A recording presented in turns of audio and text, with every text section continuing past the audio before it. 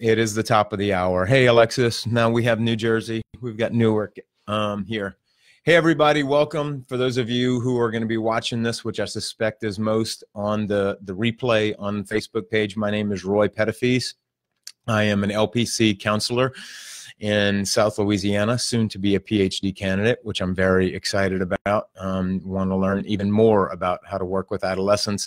I work at a Catholic counseling center in Lafayette, Louisiana called Pax Renewal Center, and I specialize in working with adolescents.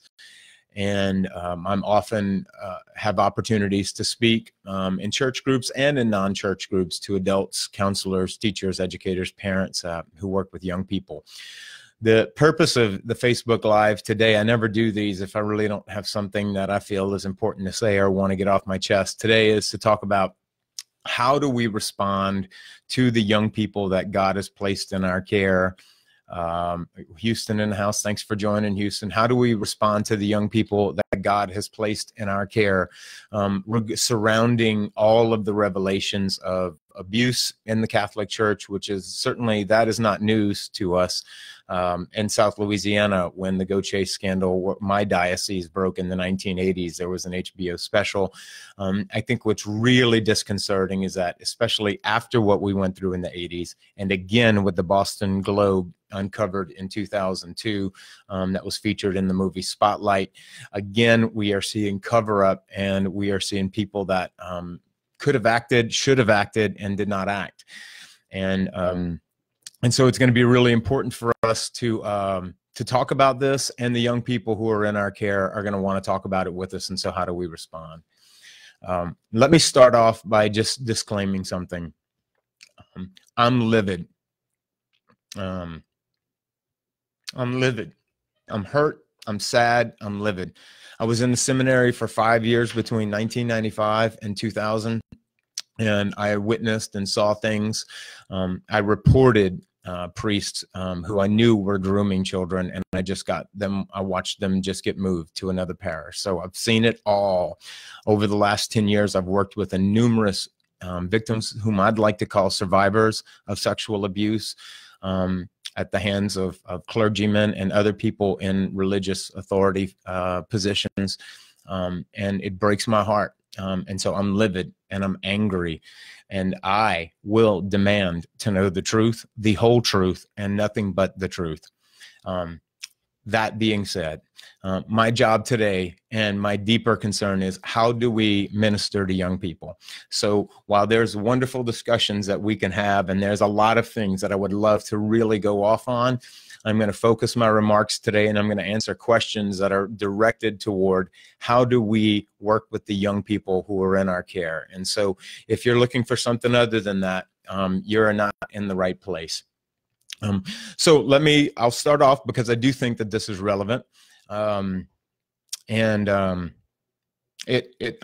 breaks my heart to say this, but while there were many who thought in my diocese that the letter that was read by our bishop at Mass was wonderful, addressing it, and there were certain parts of it that I thought were good at best, the end of it concluded with this, and I want to read this to you because this is important. And this is just why so many more people are angry, and young people are angry as well, because I've already had them tell me, what was that BS, at the end of the bishop's letter? It says, as your bishop, I promise to be vigilant and to guard those placed in my care. Wonderful.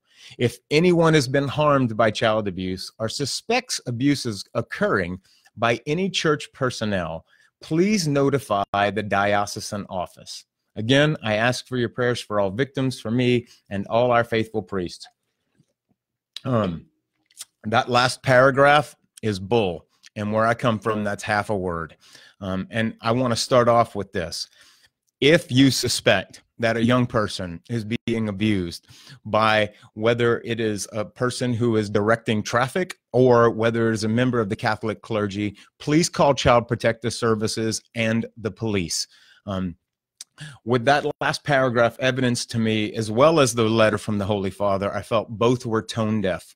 And what does that mean, tone deaf? As a speaker, there's all sorts of things that we want to talk about, and there's things that we want to say, but I could be completely out of touch with where my audience is. Every time I walk into a room of people, I'm trying to get what's the mood of this crowd? Where are they at? Now, I might try to shift the mood, but this is one where it appears to me that many church officials, including the Holy Father, certainly including my bishop, don't really understand how angry, how livid, how furious people are, and how much we care about our young people, and how much trust has been lost. Thank you, guys. Amen. Yes, absolutely. And there were so many people who thought it was a wonderful letter. And then at the end, and this is another thing that's upsetting, and I just want to name some of these things for you because I know a lot of you experience it. We have whole school faculties right now, I know, who are tuning in, and that's an honor. And I know it's coming to you. But these things, it's important for us to name this because then they go off at the end and talk about safe environment and how rigorous we need to be about safe environment. And you know, for the longest time, folks just thought, well, we can't criticize the church. You know, there was even this little blue book out about 20 years ago called the Pietà that said it was a sin to criticize priests. And we still see vestiges of that. You know, again, bull, right? And so a lot of folks are asking, why is my safe environment so doggone important? And what about theirs? So if I don't get safe environment trained, I can't teach, or I can't provide for my family, or I can't go on a field trip with my kid. And I haven't seen any records that all of the priests of the diocese have been compliant with their safe environment training. In fact, I know for a fact that they haven't. And many just simply don't do it. Well, I wish I had that luxury. So what you're going to hear from young people, right? What we're going to hear from young people is that and from lay people as well, is that there's clearly been a double standard. Those days are over. Those days are hopefully over.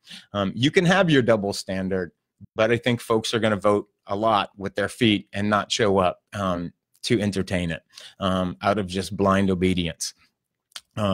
So one, don't be tone deaf to the young people and to their parents, because a lot of us who work with young people, we're, hey, Rodney Jennerette, my host, my hometown's in the house. Thanks for watching. Thanks for tuning in. Thanks, Fred and Angie. Speaking of Angie, I also want to say, I wouldn't be doing this broadcast right now if it weren't for a Catholic priest. Oh, sorry, let me turn that off. If it weren't for a Catholic priest. If you've ever heard me speak, most of you know that I believe that I'm alive today because of a Catholic priest. So I love the priest, and I love this priest, and I know he's hurting. And I'm so sad for all of the good priests who are taking a lot of flack right now.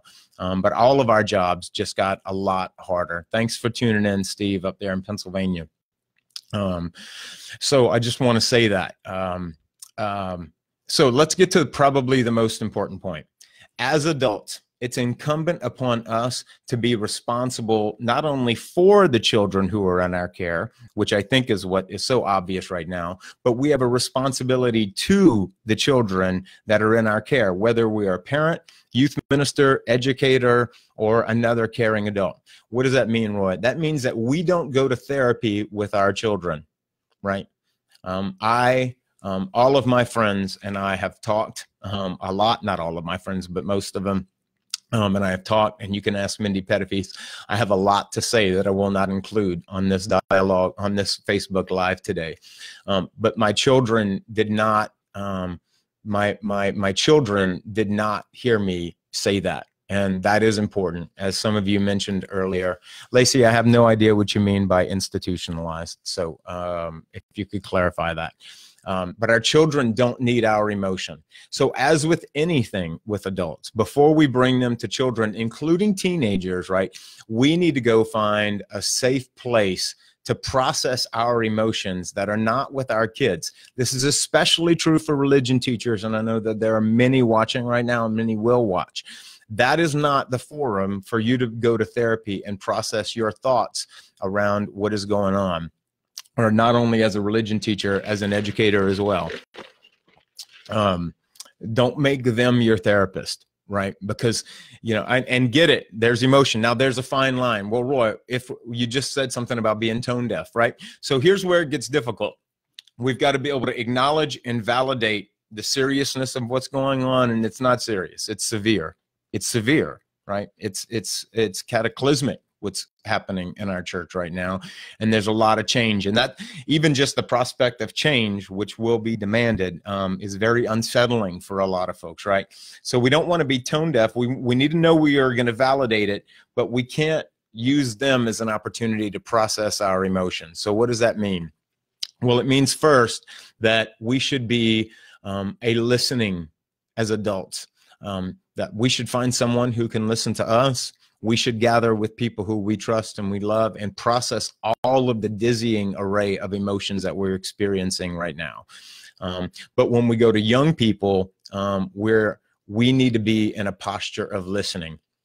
And so let me say just a little bit about that. And most of you I know who are tuning in today, I know so many of you, defensiveness is still a posture. I see it in the letter from the Holy Father. I see it in the letter from my bishop. There is no place for defensiveness right now.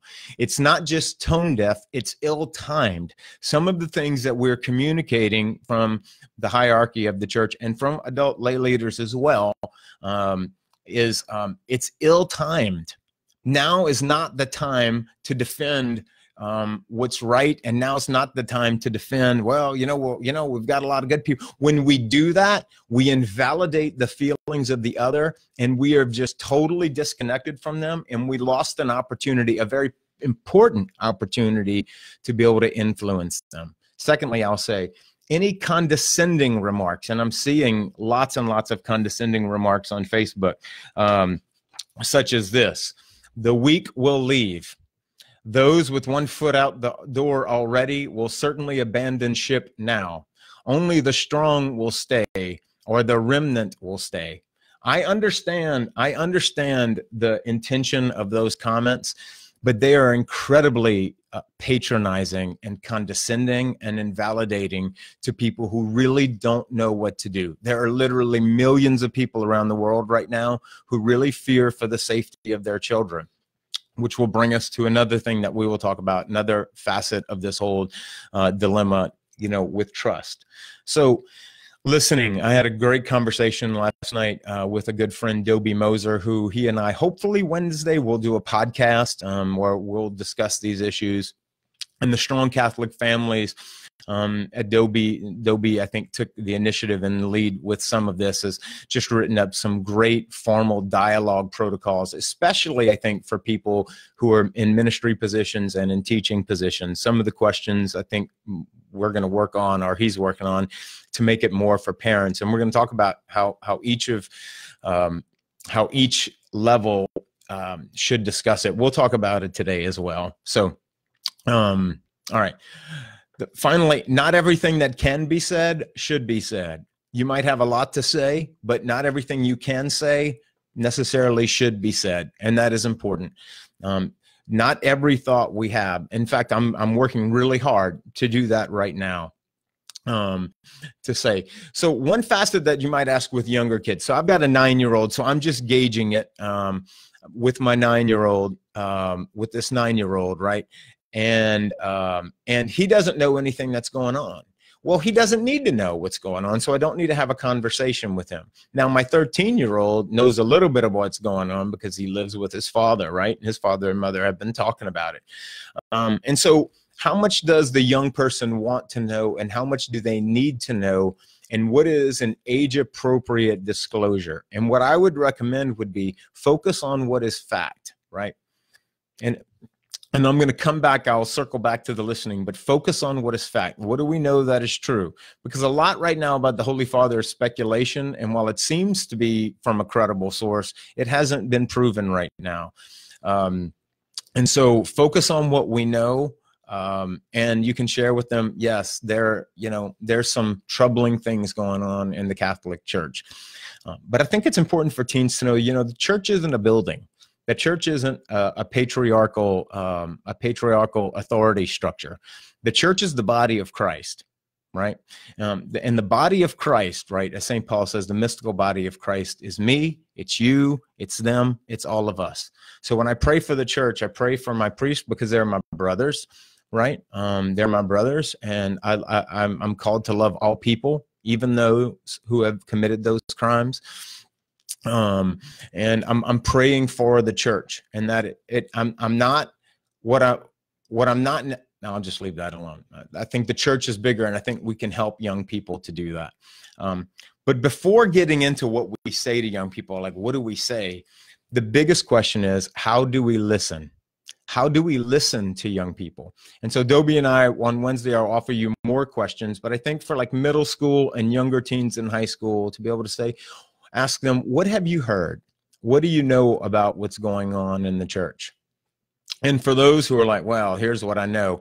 Hey, Deacon Ed, another phenomenal clergyman in my life, whom I love, who has drastically impacted my life as well. What do we know to be fact? What do we know to be true? And then to be able and ask them, what do you know? And then listen. Don't judge it. Don't go, well, you're mistaken on that. And then, so in addition to asking, what do you know? And we're going to put this all out in writing. I'm going to share it. This is just for me. Dobie's got some other questions we'll have for you, hopefully by Thursday morning. How have you come to find out about that information? Have you come to find out about it indirectly, like maybe through hearsay and what other people are saying, what other teens are saying? Have you watched the news? And just say, how have you come to find out about that? What feelings and thoughts do you have about what you've heard? And that's what the young people really therapeutically need us for. They need to be able to process those feelings. One, they need to be aware of the myriad of feelings that they're having. And they will do that when you're providing a safe and non-judgmental place for that. And so a lot of that has already happened. And the relationships that you've built, and whether you're a safe place, and whether kids feel like that they can critique the church. You know, this might be hard for some of you to believe, but there are a lot of people out there who don't feel like they can criticize things with the church. I know, shocker, right? And a lot of people who don't feel that way, because over the years they've experienced defensiveness, as if God came down to everyone and said, I need you to defend my church. And last I heard, that is not our task. God is a big God. He can defend his church, right? Our job is to be with people in their pain, to cry with those who are weeping, to laugh with those who are rejoicing. Our job now is to cry and to empathize with those who are weeping, to share in the righteous anger that some of them have within appropriate limits. So I think it would be appropriate to be able to say, if you suspect, because you'll get a feel for where the kids are with this, right? You'll get a feel for it. And you might even leave off and say, you know, today's not about me. It's not about me. But I just want you to know that I suspect a lot of you are confused. I suspect a lot of you are angry. And I suspect a lot of you have a lot of questions. And I just want you to know that I share that as well. And to put it out there so you can create a safe, non-judgmental place for these young people to be able to articulate their feelings, you know, because as Bob McCarty reminds us, right, they're experience rich, but language poor. And when I say, that's what I do all day long. I listen while most of these young people think themselves through the problem. Who do you, then this is from Dobie, and we'll do more on this. Who do you think needs to hear? What do you have to say, and what would you tell them? If you knew that someone in the church would really listen to what you have to say, who would it be, and what would you say? And I think that that's a good question. And again, we're going to give you a formal process. Well, Dobie's going to give you a formal process that he's written up for that on Wednesday. It's going to be a phenomenal resource. We may be able to share it even sooner than that. Hint, hint, Dobie, get to the editing. Okay. Listener comment without judgment. Truth, proven fact, and speculation. It takes a lot of mental and emotional discipline to be able to work among young people when you're emotionally outraged.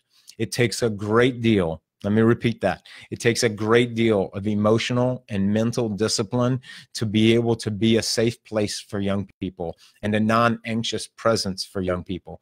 We can be angry, but they don't deserve to see the fullness of our anger, right? Now, I can imagine that I can imagine 100 exceptions to a whole lot of the things that I'm saying. So, and again, these are just my opinions, right? This certainly isn't gospel. These are my opinions and what I've found to work best. But I can think of young people who you could absolutely have conversation. I can think of maybe some juniors and seniors in high school who have wisdom well beyond their years, who you could really have a one-off conversation with, well, in safe environment, maybe a group conversation.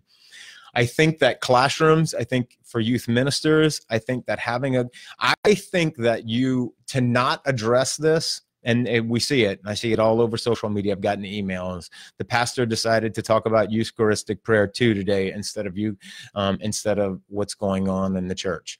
And I don't know what's going on inside that, but I can tell you the perception, right? And maybe that's what he should have done. But the perception is tone deaf, clueless. They still don't get it.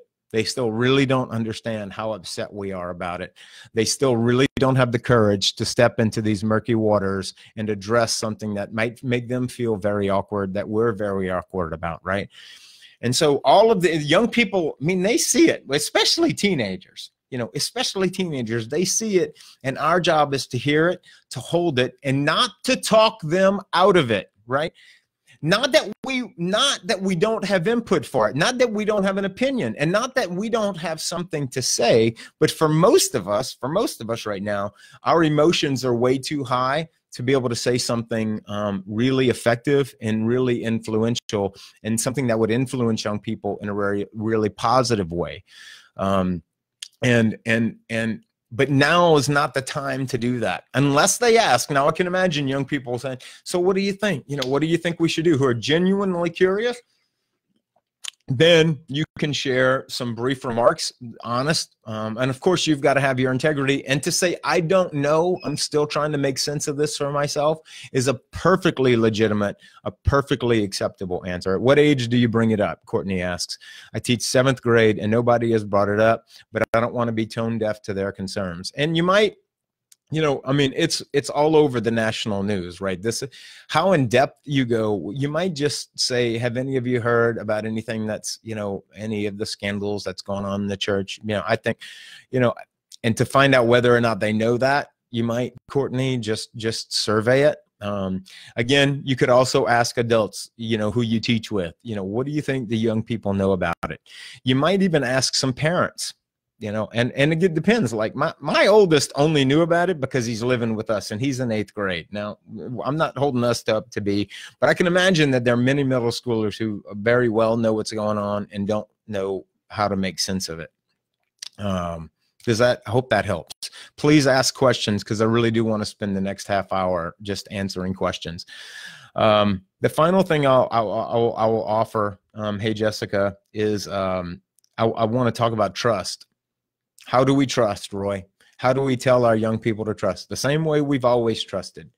I think that far too long we've blindly given trust away to people who wear a collar, to adults. But we saw that crumbling, right?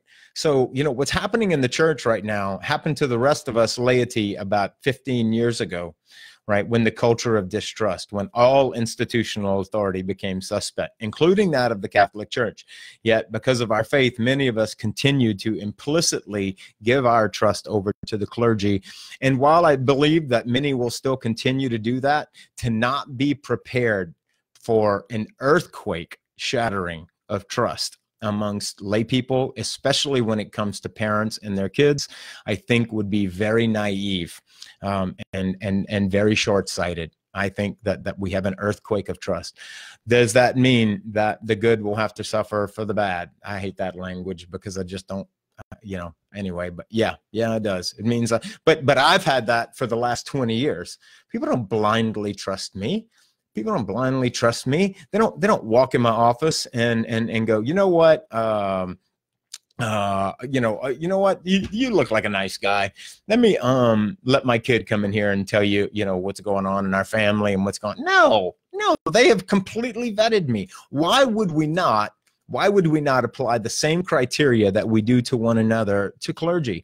Our parish just got assigned a new priest. I don't know him from Shinola. How much trust does he have? 0, right? 0. And not busy. I'm sure he's a great guy. My kid said he, had a great homily, at the mass. I would like to be able to think that the people who are placed in charge of our young people, I'd like to be able to think that the same scrutiny has been applied to them as it's applied to me to go on a field trip. But I know that not to be true. Therefore, you started zero trust and you work your way up in trust. I would lay on train tracks for probably a handful of priests who I trust, who I would trust completely with my kids, with my bank account, with everything, right? But there are many who just haven't had the opportunity to earn it. So I would say that we have to earn our trust. And I think that this is speaking to something you know to be true within you. And when that doesn't happen, it's going to create more infuriation, right? When people act, clergy and lay people, as though we should just blindly give our trust away, I just think that that's going to really infuriate people going, I'm not going to do it. I absolutely refuse to do that. So hopefully, I believe in God, I believe in God. I left the church in 10th grade, and I looked around and I just couldn't find any other faith tradition that I felt is home in and made as much sense to me after studying theology for a long time, as the Catholic Church. I'll be honest with you and share that because I knew that letter was read yesterday. My wife and I decided that we weren't going to attend Mass this week because I would have had an emotional meltdown listening to that. I would have felt like I'm complicit in what has been happening to sit there and not say anything when that letter was being read. As a therapist, I'm mandated by law to report it, and I've got a letter telling me, just call the church. It's like a sheep's getting eaten and going, let's just call over a pack of wolves to help. Surely there'll be, and I think every priest is a pack of wolves, but I mean, I do think that, right? And so what did I tell my son, Max? Buddy, there are some things going on in the church. Dad has worked with a lot of victims of clergy sexual abuse. And there's a lot of people in that church that know that Dad, has a lot of experience in working with young people. And if I sit there blindly and listen to that letter being read and don't say that the bottom of it is blatantly wrong, I would say bordering on sinful, then I would feel, I just can't do it. And so today, Mom and I have decided that we don't want you to hear that letter, and we aren't going. We will be going back to Mass next week, and the week after that, and the week after that. And so that's it. That's it. He didn't want to know all the other stuff that's going on. He didn't want to know about Cardinal Vigano writing a 12-page memo. He didn't want to know about that. And I know that there are a lot of folks who probably just checked out because I said that, oh, well, you're not really Catholic. Come on. Come on, people. Like, let's wake up here. What does it mean to be, anyway, I'm not here. Please, questions. What we got? All right, Denise, the next 2 days, I'm having small 30-minute meetings with 9th grade students and their parents. I love the courage in that. Absolutely. What a ministry. And so how do we help young people? Yeah, I would say yes. Let's go to the parents. It's on the our diocesan website, Liz, the Diocese of Lafayette, Louisiana, although I've heard many similar letters being read. Continuing to ask people to turn in child abuse cases to the church is ludicrous, to me. Should I say anything about this or at my 90 minutes with Tim tomorrow night at their faith sharing workshop? Ooh, that's a good question. It's only about 30 minutes. I think you can name it. Hey, Noah Monso, good to see you, buddy. I think naming it would be very worthwhile to name it for them, to say, I'm sure you guys have heard of a lot of stuff that's going on in the church. And I would love, tonight isn't maybe the necessary, a good forum for discussing it. But this is when we'd have more time, because I really want to listen to you. I just really want to listen to you, and I want to hear. And those of us, I think, who we should take notes, and this was at the request of, not the request, but a suggestion from Dobie, that he took notes, he did a listening session, and then he gave to the bishop what he heard, to help them be able to understand where the pulse is. Where's our pulse? Hey, Mary Beth, South Carolina, good to see you here. Where our pulse is, because I don't think they really get it. I really don't think that they get it. I don't think they get it. I didn't, after reading Pope Francis's letter, I knew that they didn't get it. And then when I read this one in our own diocese. So glad that that was helpful. I'm always interested in other people's thoughts on church controversies. Yeah, Noah, and you know, you're just getting Mr. Roy's thoughts right here. So yeah, absolutely. Start with where they're at. Absolutely. Any other questions, any specific instances that you'd be putting in the comments? I'm checking my email and text messages as well. Just seeing if there's any more before I guess we kind of let it go. Certainly you can email me or roy@today'steenager.com. I'm not sure how many emails I'll be able to respond to. Thank you, Roy, and thanks for sharing your thoughts. I've been so angry to hear someone else say it's okay to feel this way helps. Of course. I mean, yeah, absolutely. What else can we do? I mean, we got to be able to feel the way we feel. How do you see dioceses being able to change the atmosphere of being able to challenge priests without being disobedient? Well, that's the comment that's so much. You're welcome, Mary. That's the comment that I've seen so much on Facebook is I see good priests saying we need the laity to lead. And so, you know, how? Question mark. How? Courtney, I'm referring to the Today's Teenager podcast, my podcast, today'steenager.com, you know, in the link, and you'll see it. It's on iTunes. So hopefully we'll have that up by the weekend, but we'll upload the video because we'll do a video podcast on Wednesday. Hopefully I'll be able to get that up Wednesday afternoon, the internet. It's a huge file, God willing. We'll get it on Facebook and on YouTube. Yeah. So how do we challenge them without being disobedient? You know, the word obedient comes from the Latin word obedire, which means to listen, And so being obedient, I'm going to, but not just listen to one thing, I'm going to listen to all of it. And I'm going to listen to the reality. I am going to, in the words of Father John McNamara in his definition of contemplative prayer, I'm going to take a long, loving look at the real. And the real right now is very concerning. And so to be obedient means to be able to listen, to challenge these men and others and diocesan personnel about transparency. Why should the church, there's so many who it's so deeply ingrained that the church should be above, right? That we should be above what is expected of any other institution. Like I have a nonprofit. I mean, like my books are completely transparent, right? I live in a fishbowl. I know I live in a fishbowl, right? One accusation against me doesn't get me a slap on the wrist and move to another parish or a lifetime of silence and penance, which, you know, wow, that would, that means I lose my career. One accusation against a lot of you on here means you lose your career, especially if it's credible. Well, what happens with credible allegations in many dioceses is that the news finds out that the diocese has credible allegations, but will not turn them over. And I would love to know if they have been turned over to the police. And I know that a lot of you who are just so really identified with the Catholic Church, and you know, as am I. I mean, I identify myself as a Catholic, and I believe that I'm a very good Catholic. But a lot of folks just can't see, just really feel like you're sinning to call for accountability. And I think it's in sociology, it's called the bystander effect, right? And that's what we see happening here. Instead of getting my doctorate in psychology, I really should get it in sociology, but I'm not. But we call it the bystander effect in sociology, meaning that you know, we're all standing around. Well, someone's going to say something, but none of us are going to say it. And for those of us, unlike me, because I don't work for the church, and this is one of the reasons why, for those of us and who do work for the church, it's incredibly difficult because your job is on the line. Oh, Roy, that's not true. That's bull.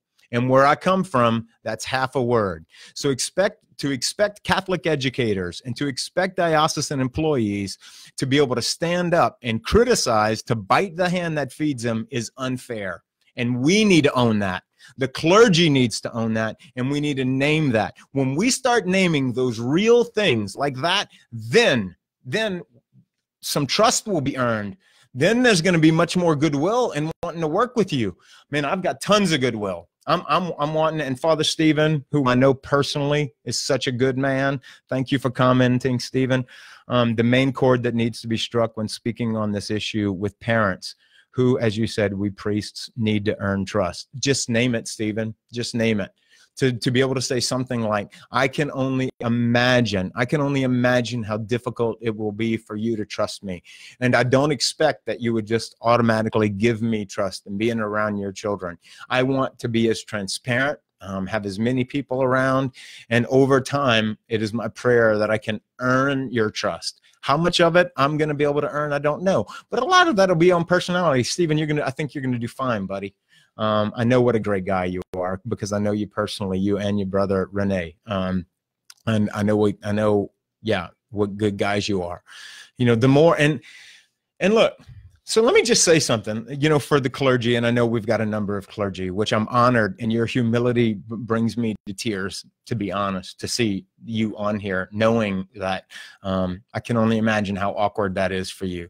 But we all need accountability. We need lots of accountability. When I left seminary, Cardinal Dolan, who was my rector at the North American College, didn't want me to leave. Roy, why are you going? And I told him, I was like, Monsignor, and the way this is set up, because I had already approached my bishop, who was Edward O'Donnell at the time, and I asked him, can we live in community? Please, can we live in community? Because I will not make it if you send me out into the middle of Paconnier, Cajun, Louisiana, and by myself. I am already too good at hiding from myself. I mean, there's just no way. I would completely self-destruct in the diocesan priesthood. I'm 5 years in. I'm less than a year away from diaconate ordination.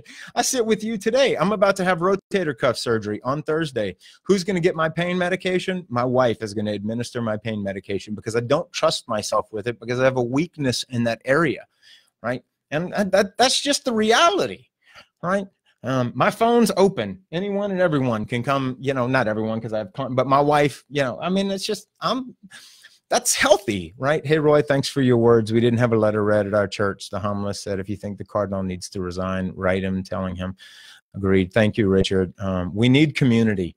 They need us and we need them. I'm not sure that we need them to be celibate, which is something that we could easily change. And while I don't think, and I'm going off track here, I don't think celibacy is what caused this problem. I think it created a real culture for it to flourish. I think that we really have to look. And I'll be honest, I know lots of wonderfully good diocesan priests who work extremely hard at maintaining a healthy celibacy. But celibacy is a gift. I really don't understand why we think we can force it upon people. And then to be able to say, do you, you know, and I guess well, we're not forcing ordination upon them, but celibacy is a gift. And I don't think that many people have it, to be perfectly honest. As I travel around and see the diocesan priests, when they open up with me and are vulnerable with me, I find out how lonely so many of them are. And how so many of them are. This is a structural problem in as much as it's an individual problem, right? That loneliness, I think, in many ways does not cause pedophilia, right? But I do think it leads to a lot of unhealthiness, and it's something that we could easily change, right? Amongst other things. Teens are afraid of being Catholic because they're afraid of being, yeah.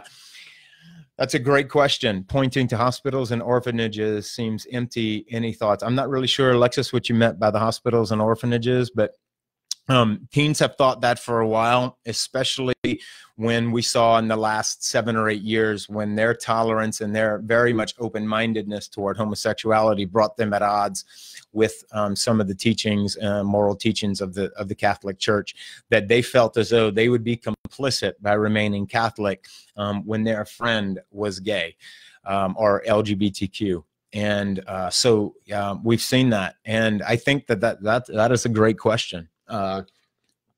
Listen to it. Listen to it. I didn't make the final point I meant to make, and so I'm going to make it now. And unfortunately, probably many have tuned out. But we've got to remember, right? God doesn't need religion. He just doesn't.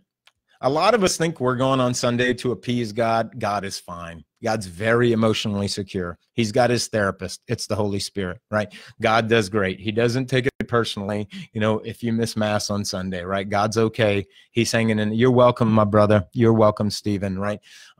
We need religion. And that is an important point that's at the top of my mind. Do I feel like going to mass right now? Hell no. Hell no. I don't want to go. I really don't want to go. There have been many Sundays that I didn't want to go because for a bunch of reasons, and now I really don't want to go. I need it, though. I need religion. I need the structure. My kids need religion, right? It is one of the, especially I'll just say it. My kids need religion. It's the rituals, right? The rituals, the motions, the act of being there with people we like and we don't like eases an anxiety that God knows we shouldn't have to bear, and knew that we needed community. But what we need, as much as we need religion, is we need healthy community. We need healthy community, including our priest, where there's lots of transparency. Yeah, Richard, you heard me mentioning yeah, he sure did. Richard Rohr definitely made a great, very brief statement on the scandal. So for the parents who come for the sacraments, confirmation, and already kind of have negative feelings about the church, how do you answer the question, okay, why would I want to have my child receive the sacraments now? I'm worried that those are the people who will really be lost because they already have a negative idea of sacramental prep. And you're right. And you're right. And so name it. With everything, like so Mary Beth, you've heard me, you probably more than anyone else on here, maybe. I know you've heard me talk about this ad nauseum, but that's resistance, right? Whenever you encounter resistance, people don't want to come to church. People don't want to do what I want them to do. My kid doesn't want them. That's resistance. The first step with resistance, which always, almost in many cases, melts the resistance, is empathy and then listening. Right? To say, it makes perfect sense to me that you wouldn't want to come to confession. I mean, I know that have your kid confirmed or come here because of the thoughts that you may have or beliefs you may have about sacrament. Makes perfect sense to me. Tell me more. I'm listening. I want to hear what your concerns are. I want to hear, do you want our pastor here who can also hear about your concerns? And ultimately, I would then tell that parent, it's really not sure, but in my diocese, junior year in high school is the age of confirmation, to be able to say, what do you want to do based on what you know? But I would help that kid think it through very critically. And I believe that was the whole point of confirmation, was for the individual to be able to make a choice, but to make an informed choice, not just, just kind of top of mind choice, but a good choice. No, you get to make the decision, but you need to assure me that you've thought it through. If my son, his junior year, doesn't want to be confirmed, he will not be confirmed, but he will have convinced his daddy that he thought it through. And this Catholic Church for 5.5 years taught me how to think really well. Folks go, who gives you the right to criticize the church? The church taught me how to critique it. Right? One of the biggest it amazes me that the biggest reformer in the history of religion, right? Jesus Christ, that we've got a religion with who critiqued his own religion, that we stifle people who do the same. We should welcome the jester. We need the jester. We need all the voices at the table. And until we get all the voices at the table, from those we like and don't like, the voices that, once a good friend once told me, the voice you most disagree with is the voice you most need to listen to. Seek those people out, right? And the healthy priest and the good priests are going to go and seek it, right? They're going to seek it out. They want to hear it. They're not afraid of it. They're not afraid of it. If you've done nothing wrong, then you have nothing to be afraid of, right? You don't have to take it personally. They're not angry at you. You're just a lightning rod for it as a parent. And so, yeah, do priests have to learn how to raise a teenager? Yep, absolutely, right? You get to learn what it's like to be the parent of a teenager. You get to learn what it's like to be the lightning rod for an issue that happened at school that's really not about you, but they're going to use you as a scratching post like my cat does. Yes, yep, you are. And many of you have done it. And so many of my priest friends have done that with I would say, heroic virtue over the years, and many do. But I think many who haven't experienced that will now experience it. And I think that it's I don't think that that's a bad thing. I think that we are clearly in need of a lot of house cleaning in our church, and our young people know that. But for us, to think it through, like I need, right? And my theology on the Eucharist, right? My understanding of it, right? And I do believe in the ontological reality of it. But I go, right, and eat God, right, is something so important in my faith to remind me that God is already in me. That God is, so that's the biggest reminder. And that I have so much to be thankful for, and that my life I've been blessed beyond measure, and that I'm broken. Like Carl Jung says, he who casts a bright light casts an even darker shadow. Boy, he must have been thinking of Roy Petitfils. I know my darkness, and anyone who really knows me can tell you, is as bright as my light, right? And I'm reminded of that in Eucharist. And to know that through God's grace and through prayer and contemplation, right, and my own walk, right, that God calls me to share both in a life of generosity within a healthy, transparent community, and with people who love me and who don't love me. Thanks for joining in, Brenda. All right, Michael, is there any different approach you would take having this conversation with the youth has been a victim of molestation? Absolutely. Absolutely. And thank you for bringing that point up, Michael. That is a great point. So to name that, if I've got a good relationship with that young person, I might even take the initiative to ask him, hey, what do you know about what's going on in the church? What feelings might you have? Like, what thoughts do you have? How are you dealing with this? I'm concerned about you, because I imagine this could be, on some level, maybe validating for you. I can see, and I know for some it has, but many, many more, it's very triggering. It's very triggering, and the emotional flooding that happens, and a lot of these survivors, is very intense. And so to have a caring adult who can accompany that young person in that way, I would say greater sensitivity, listen, listen, listen.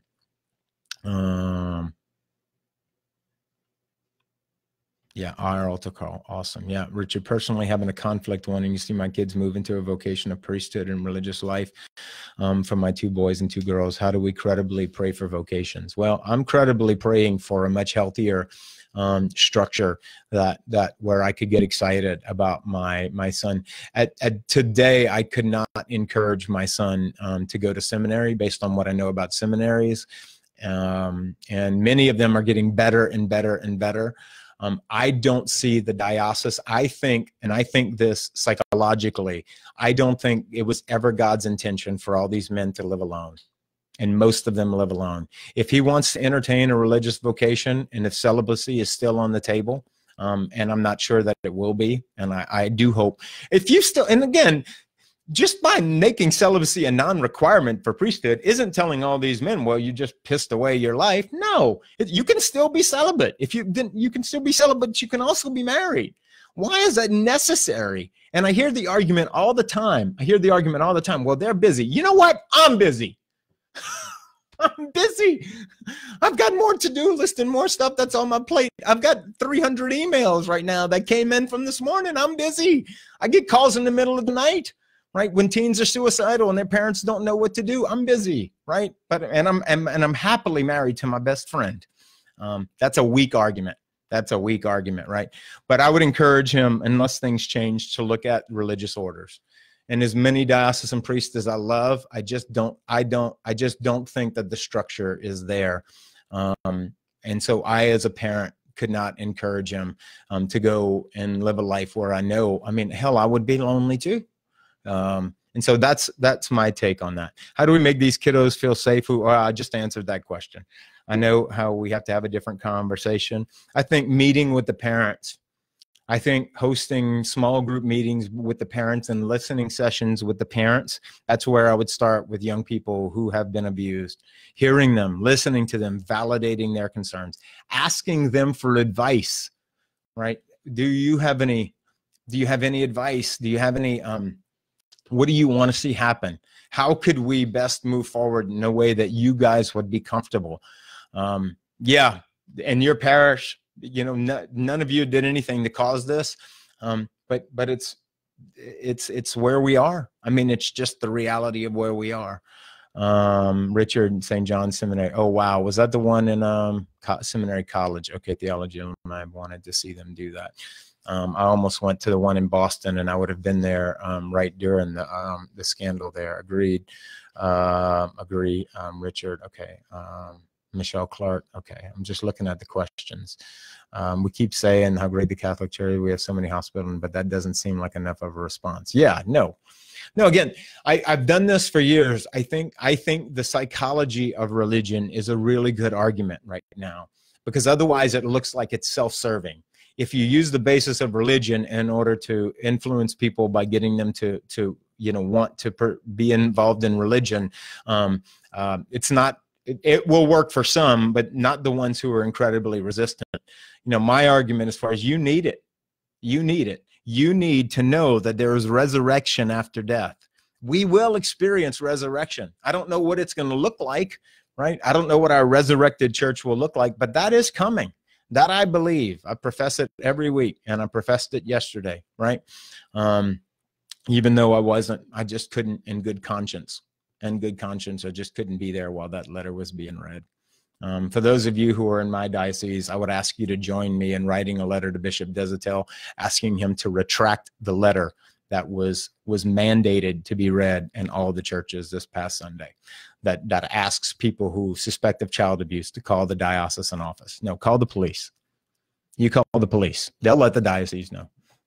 They'll let the diocese know. Let them let them decide if it's credible. Let Child Protective Services decide if it's credible, and then let them handle that man the way that they would handle me, right? Right. So it'd be like me. It would be like me telling my parents and my clients, if you suspect that I'm doing anything to harm your child, please let Dan Jurek know. Please let my good friends Matt Hebert and Chris Moe and Charlie Jobert and Jeremy Peck know. Please could you call my wife? Just please let them know. And I'm sure they're really going to look into it, and they're going to go, my parents going to go, oh yeah, that makes perfect sense. No, right? But because it came from a bishop, we just assumed that everything in it, well, oh wow, at least he wrote a letter. It was a bad letter. The Pope wrote a bad letter. It was completely tone deaf. It was completely tone deaf. And that's, just my opinion. Carl, Roy, you said you'll be available later on for me to be able to forward it to the youth ministers of the diocese. Absolutely. Dobie Moser will be the one who will be providing that. We're going to do an interview on Wednesday. If we can figure out how to do his and I's interview on Facebook Live, if anyone would know how to do that, I know how to do it via Skype, then we will do it via Facebook Live. So Deacon Ed, maybe read this quietly, Roy. Yeah. That's a great question, Ed, even though it is a public comment. How do our deacons? So, I texted a couple of them, I didn't text you, Ed, sorry, but I did text Scotty. How do we respond? I think you have, see, and this is a great question, Ed, because my brother, you have authority. You had authority before you were ordained a deacon because of who you are. That's the authority that Jesus spoke with. Jesus spoke with an inner authority, And I think when when they see the rage, when they see our fear, when they see our anger, and our commitment, right?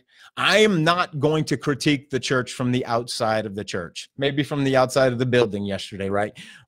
But I am not going to pull a Martin Luther, right? We had two people who lived at the same time, Francis and Luther.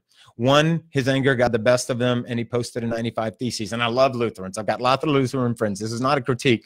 Francis of Assisi did it. He went to the periphery, and he rebuilt the church. He lived life differently. And when we critique it from the inside, we have a lot more credibility. We need to be welcoming of critique that comes from the outside. Don't discount the inner authority that you have. All right, Mike from South Carolina, brother. I love your honesty and candidness. You're welcome. I don't know how else to do it. A lot of parish ministers' response sounds like it should be a humble recognition of our role, supplemental to parents, paired with authentic accompaniment. Absolutely, where they are angry, upset, confused. Absolutely. Absolutely. When you just, my buddy Mike Patan calls it judo listening in therapy. We call it rolling with the resistance. Absolutely. I can totally see how you feel that way. We're afraid that we are going to give these people permission to do something horrible, I guess. But that's not the case. What happens is they feel understood, and then they're more open to working with us, right? To working with us. And right now, what we'll see happen over time as the truth begins to emerge out of the emotion is, and a lot of folks are calling it a house of cards. And I'll be honest, I felt like it was a house of cards that my little one just kind of flicked and the whole thing came tumbling down. I think certain aspects of the house, our church and the way we do it need to come down like a house of cards and can't come down soon enough, in my opinion. But I'm not going to let that cloud me from believing just because of what's happening here. I'm not going to say that which I studied and researched for 4 years when I left the church in 10th grade, right? I just didn't passively leave. I went looking. I was trying to join all the other religions, right? That doesn't go out the window just because of, what these guys did and the cover-ups and stuff. As bad as that is, and please be assured that I'm livid. I'm controlling my emotions today. I don't think you know it. But I'm not going to let that go. I believe what I believe, and I'm going to critique it from within inside. You're welcome, Carlos. Thank you. Thank you guys for joining me today. Thank you for your humility. Please thank my wife who encouraged me to have the courage to do this, because I really just kind of didn't want to do it. And Mindy kind of really encouraged me to do it. And I said, I'm thinking about it. And she was like, absolutely. Good, babe. And that's kind of what prompted me to do it. So, yeah, 94 and 2. I did too, Richard. I did too. Oh, thanks, Todd. That means a lot coming from you, my brother. So many people who I respect. And I don't pretend that Big Bald Roy Petitfils has all the answers here. Just, for whatever it's worth, these are my thoughts going forward. If there's any specifics, please reach out. Roy@today'steenager.com. I'll do my best. I see some of you are already emailing me. That's great. You're welcome. You're welcome. You're welcome. I do have to go and see a client. Thank you. My prayers are with you. And please pray for me. God bless you.